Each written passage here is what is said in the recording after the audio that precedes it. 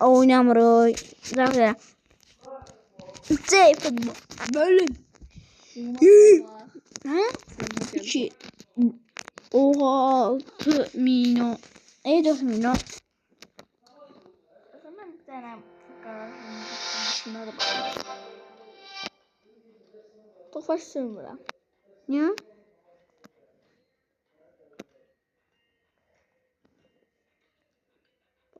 Göster. Son görün.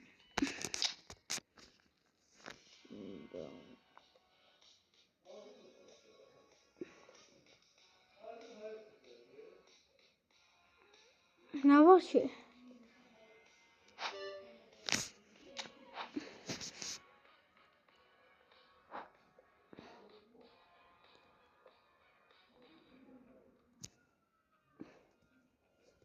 Sesim necə canlıdayım. Zaten. Ne canlısı?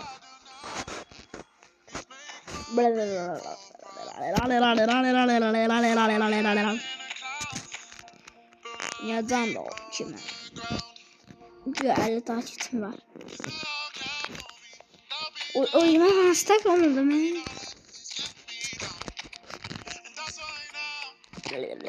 Yok Barcelona yok.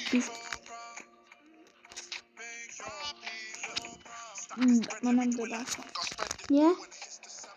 Yine bakarsın sen. Ben bu ne? Kırmızı hemen. Bura bak şimdi görünüzde kırmızı.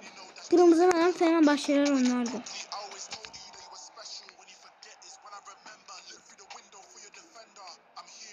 Bak gösterdi sana görünüzde.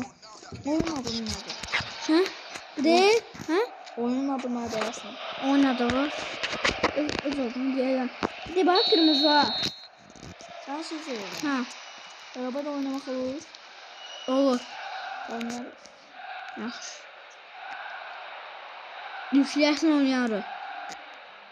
Yaxşı. Koşmadıysan. Fırtırtı dedi.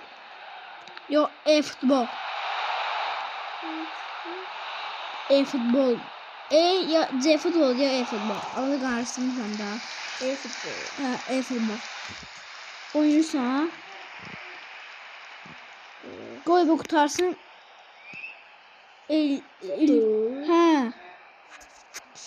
PlayStation'da bundan var da. Bunun telefonda cüzdəyəm. Ama PlayStation'da bir sene oynayıram. Yenə oynayıram.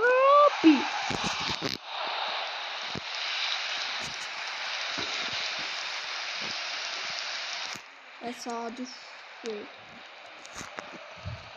Gelme. Aklıma. Gelme ben attım. Atmadım sen attım yere. İyi biliyor. Telefonum 60 saniye sönür. Sağ olun yaşlı dostlar. Bir tane bam atıram. Gol atıram 5 eləyirmi? Yox eləmir sağ ol. Ne oldu lan? Hiç.